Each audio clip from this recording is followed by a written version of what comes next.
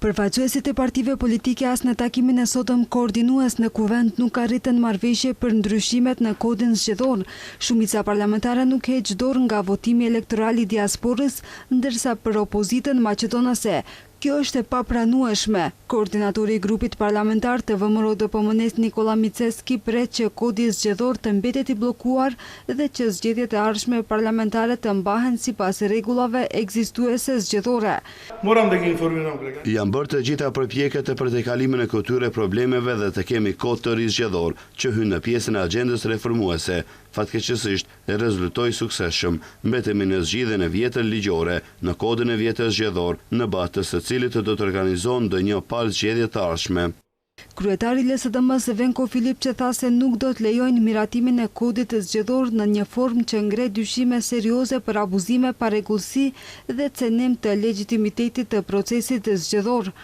Tokmu ovoj način na glasanje. Pikërisht kjo mënyrë e votimit të diasporës, të cilin Hristijan Miskoski propozon të zbatohet edhe te ne, nuk është as europiane dhe as demokratike.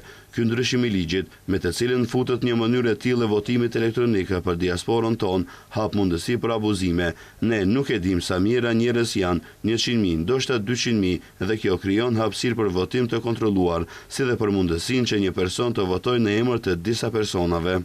Ndërkaq për Partinë Levica e pranueshme është që modeli për votim elektronik të zbatohet vetëm në formë eksperimentale në zgjedhjet presidenciale, pasi ato janë zgjedhjet e vetme që kanë census. Opozita maqedonase paralajmëroi bllokim të ndryshimeve në kodin zgjedhor përmes amandamenteve, me çka LSDM-ja ka dorëzuar 10.000 amandamente.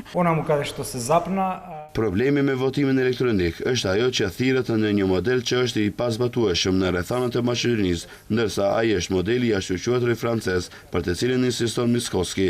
Sa për krahasim, Franca ka 3% diasporë nga popullsia e përgjithshme, ndërsa Maqedonia ka 33% diasporë. Kjo do të thotë 10 herë më shumë dhe ai model është i papranueshëm. Ndërsa Levica 3.500 amandamente.